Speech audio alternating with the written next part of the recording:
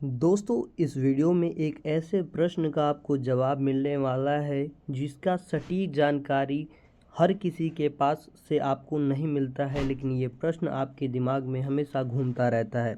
और वो प्रश्न ये है कि क्या करेला और दही को एक साथ खाया जा सकता है?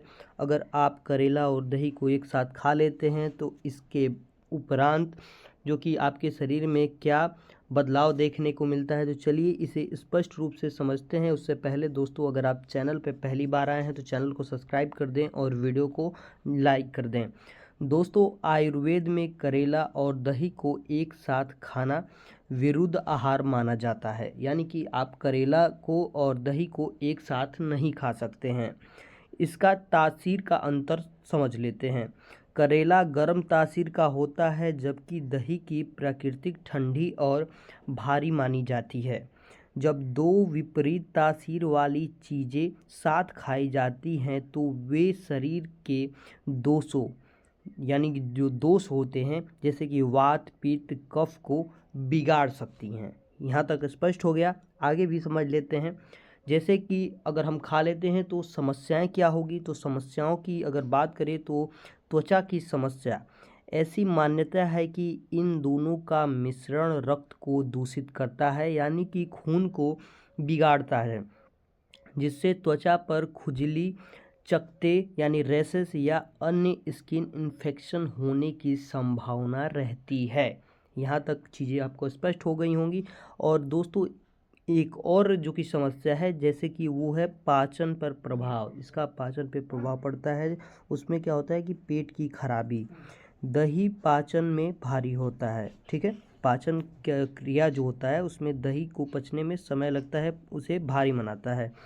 इसे करेले जैसे सब्जी के साथ खाने से कुछ लोगों को गैस, एसिडिटी, पेट में भारीपन महसूस हो सकता है।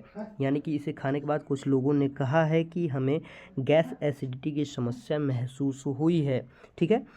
संवेदनशील पाचन। अगर आपका पेट संवेदनशील है, यानी कि कोई खाया पिया जल्दी पचता नहीं है, आपको किसी प्रकार की दिक्कत होने लगती है, कब्ज, एसिडिटी की समस्या होने लगती है, तो यह कम्युनिकेशन, लूज मोशन या पाचन तंत्र में गड़बड़ी पैदा कर सकता है। तब आपको नहीं खाना चाहिए।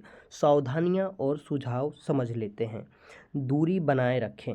सबसे सुरक्षित तरीका यह है कि आप केवल सब्जी और दही के सेवन के बीच कम से कम 1 से 2 घंटे का अंतर रखें, ठीक है।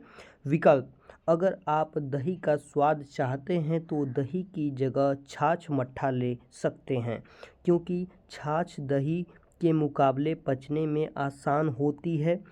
शरीर की सुने, ठीक है, शरीर की बात भी कर लेते हैं। हर किसी का शरीर अलग तरह के प्रकृति जो कि देता है, प्रतिक्रिया देता है।